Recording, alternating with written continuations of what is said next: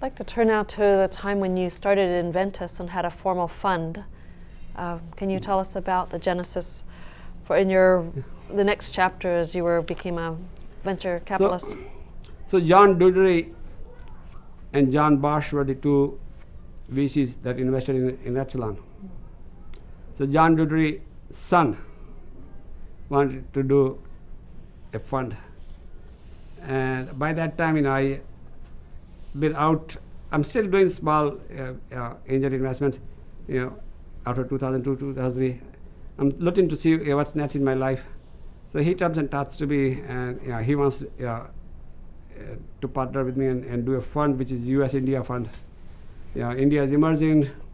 We can invest here, we can invest there. Indian Americans have done well in the Valley, and he's 20 years younger than me. And his dad had told him to get me as a partner, and he wasn't going to let me do. And but I said, this is now, I'm 62, 63, maybe 60, and I don't want to do it. He'll do most of the work.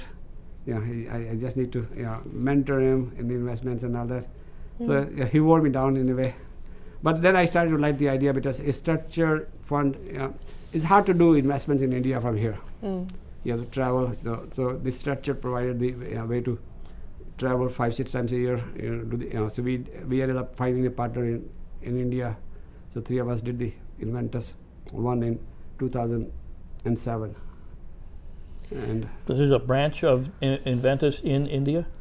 The fund was U.S. India fund. And so we had a partner in Bangalore and 2 partners here. 3 of us started the fund.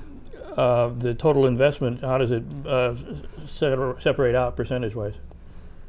So I think, so we hired one more guy in India, so became 2 and 2. And roughly half and half.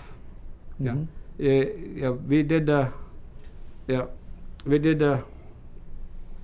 18 investments in Fund 1, and I think we did 10 over there and 8 here. And in Fund 2, we did 23 investments. We did 12 here and 11 there. So same, And the scale? What was the scale of those?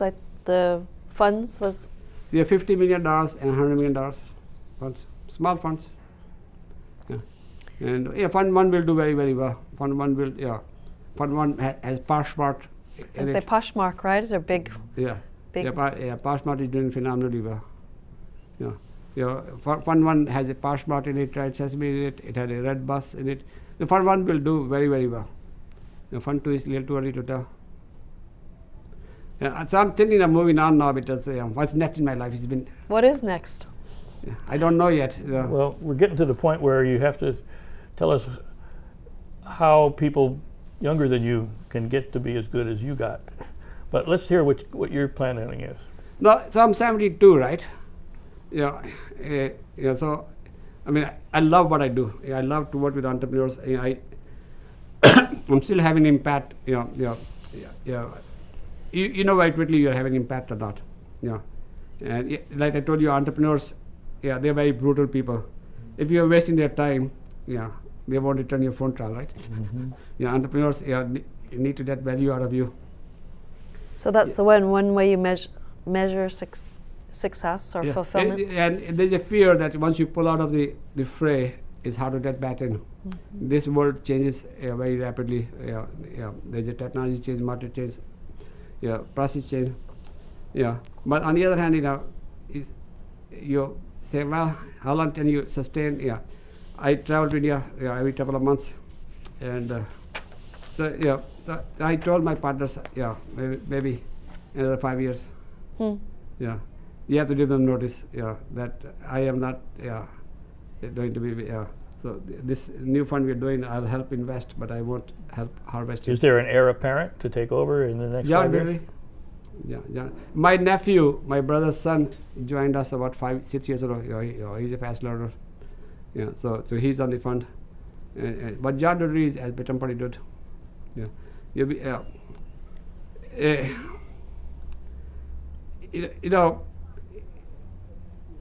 I found it very not necessary, but very helpful to have been an entrepreneur. To understand the dynamics of a startup. A startup is a roller coaster, high and low, right? I mean, I'm sure you heard. One day you're at the top of the world, and the next day, you fall off. So the part of your job is to provide that even keel. Hey, when things are too good, don't get too exuberant, and when things are down in the dumps, don't get too depressed. And I do that fairly effectively. John is learning that you can't lose patience with the entrepreneurs, and entrepreneurs do make mistakes, and you got to understand. It's the guy who's making stupid mistakes.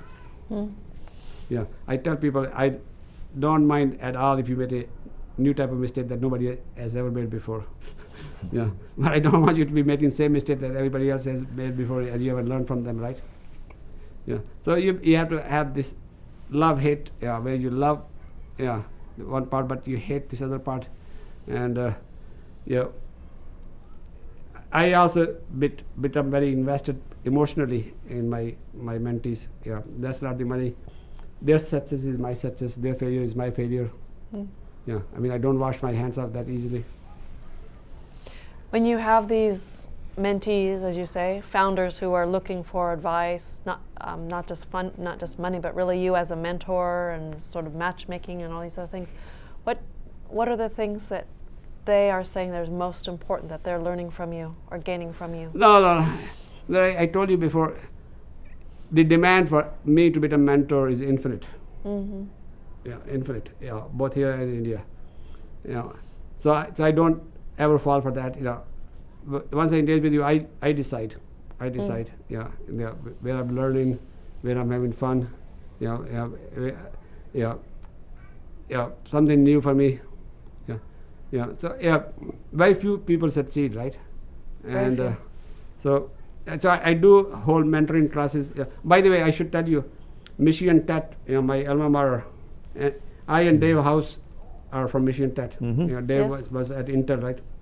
He's on our board here too. 15 years ago, Dave House and I decided to go back to Michigan Tech and help them transform, and we have had phenomenal impact at Michigan Tech. I've been doing their mentoring professors, students, preaching the gospel of entrepreneurship and wealth creation, and so that has become one of the missions in my life. How do I transform Michigan Tech into a Midwestern second-tier school into a hotbed of entrepreneurship? And they are starting to get there. We have 3-4 startups out of there. One of them is doing extremely well now. And so the goal was to have 1 to 2 startups every year coming out of that one. Are they local in Upper Peninsula? No, so that's the problem. Nobody wants to stay local once they start to succeed. They move. I think eventually somebody will stay. So one of them is still local. And this is a professor startup. And the other one moved. The whole team moved to San Francisco. The handshake, and so Michigan Tech became one of the personal missions for me. I had done that to IIT Bombay. IIT Bombay is a very hotbed of entrepreneurship. I set up an incubator there, and I started mentoring them in 2001, year before Michigan Tech, and they were fast. We have had 50, 60 startups from IIT Bombay in the last 15 years. Michigan Tech took longer time, but starting to happen.